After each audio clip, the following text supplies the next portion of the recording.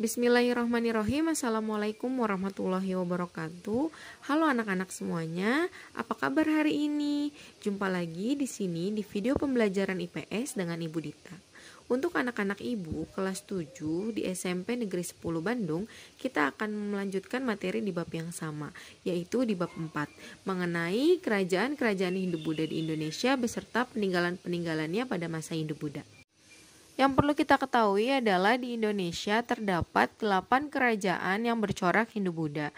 Yang pertama, Kerajaan Kutai, yang kedua, Kerajaan Tarumanegara, yang ketiga, Kerajaan Sriwijaya, yang keempat, Kerajaan Mataram Kuno, yang kelima, Kerajaan Medang, dan yang keenam, Kerajaan Kediri, ketujuh, Kerajaan Singosari, dan yang terakhir atau yang paling besar yaitu Kerajaan Majapahit. Lahirnya kerajaan-kerajaan yang bercorak Hindu-Buddha pada masa itu merupakan salah satu bukti adanya pengaruh Hindu-Buddha di Indonesia. Yang pertama, kita akan masuk ke dalam Kerajaan Kutai. Kerajaan ini berdiri pada abad ke-5 di Muara Kaman, tepatnya di Kalimantan Timur, di hulu Sungai Mahakam. Yaitu di sana terdapat 7 yupa yang menjadi sumber utama bagi para ahli untuk mengetahui sejarah Kerajaan Kutai. Yupa ini dikeluarkan pada masa pemerintahan Raja Mulawarman, yaitu berupa prasasti yang ditulis dengan huruf Palawa dan bahasa Sanskerta. Berdasarkan salah satu isi prasasti Yupa, kita dapat mengetahui nama-nama raja yang pernah memerintahi di Kerajaan Kutai, yaitu Raja Kudungga, Aswawarman, dan Mulawarman. Kegiatan ekonomi yang dilakukan masyarakat Kutai adalah beternak, pertanian, dan berdagang. Yang kedua, Kerajaan Tarumanegara. Kerajaan Tarumanegara merupakan kerajaan tertua di Pulau Jawa yang diperkirakan berdiri pada abad ke-5 Masehi. Kerajaan Tarumanegara adalah kerajaan Hindu yang beraliran Wisnu. Sumber sejarah Kerajaan Tarumanegara dilihat dari prasasti yang ditinggalkannya. Terdapat 7 buah prasasti, diantaranya Prasasti Kebon Kopi, Prasasti Ciaureuteun, Prasasti Pasir Awi, Prasasti Jambu, Prasasti Muara Cianten, dan Prasasti Tugu.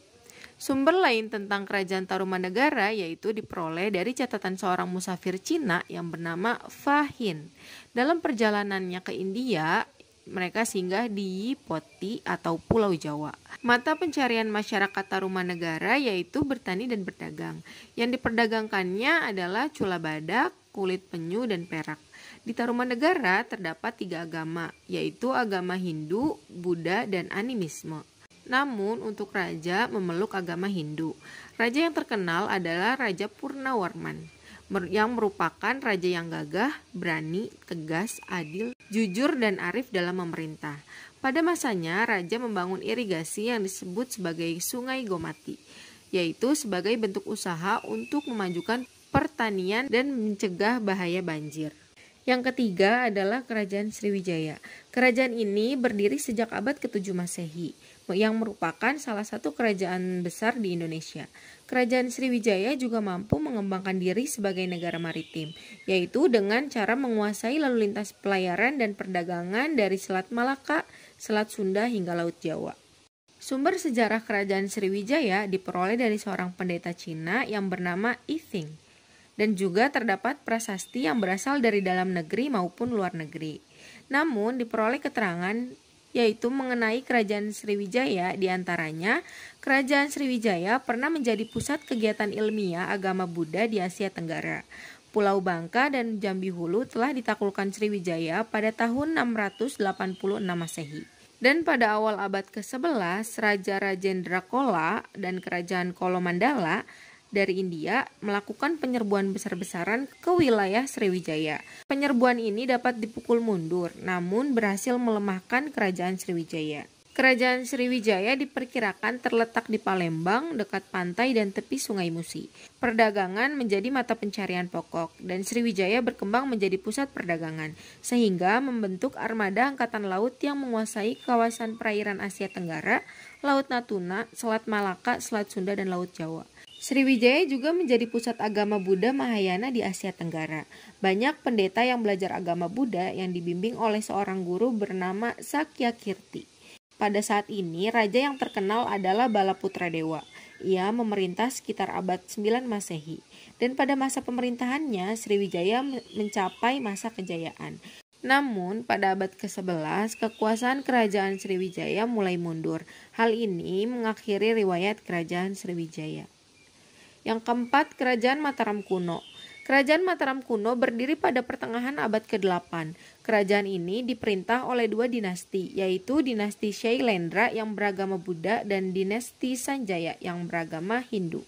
Prasasti peninggalan Mataram kuno yaitu Prasasti Canggal, Prasasti Kalasan, Prasasti Nadala, Prasasti Klurak, dan Prasasti Motyasih.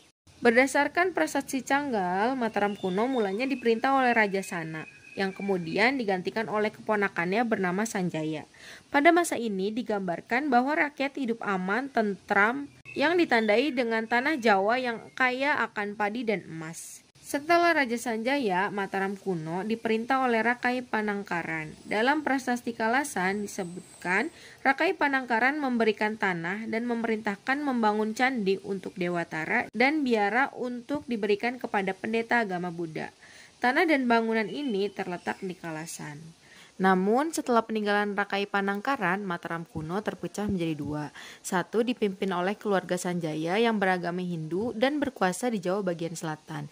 Yang kedua dipimpin oleh keluarga Shailendra yang beragama Buddha dan berkuasa di Jawa bagian utara. Namun perpecahan ini tidak berlangsung lama karena Rakai Pitakan dari keluarga Sanjaya mengadakan perkawinan dengan Pramodawardhana dari keluarga Shailendra. Melalui perkawinan inilah Mataram kuno dapat dipersatukan kembali. Pada masa kekuasaan Rakai Pitakan dan Pramodawardhani, wilayah Mataram kuno berkembang sangat luas, meliputi wilayah Jawa Tengah dan Jawa Timur. Sepeninggalan ini, Mataram kuno diperintah oleh Dyah Balitung dan mencapai puncak kejayaan pada sekitar tahun 898 sampai 911 Masehi. Selanjutnya Mataram kuno diperintah oleh raja-raja. Pada tahun 910 sampai dengan 919 Masehi dipimpin oleh Raja Daksa. Pada tahun 919 Masehi sampai dengan 924 Masehi dipimpin oleh Raja Tulodong. Pada tahun 924 sampai dengan 929 Masehi dipimpin oleh Sri Maharaja Rakai Wawa.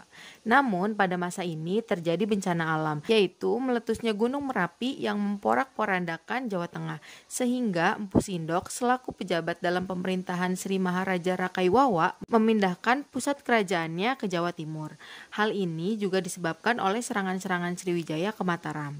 Kehidupan ekonomi masyarakat Mataram kuno berpusat pada kegiatan pertanian dan kehidupan maritim, yaitu salah satunya memanfaatkan aliran sungai Bengawan Solo. Dalam bidang kebudayaan, Mataram kuno banyak menghasilkan karya berupa candi dan stupa. Keluarga Sanjaya yang beragama Hindu meninggalkan candi seperti Komplek Candi Dieng di Wonosobo, Candi Gedong Songo di Semarang, Candi Prambanan di Sleman, Yogyakarta. Dan keluarga Shailendra yang beragama Buddha pun meninggalkan stupa seperti Candi Borobudur, Candi Mendut, dan Candi Pawon yang terletak di Magelang.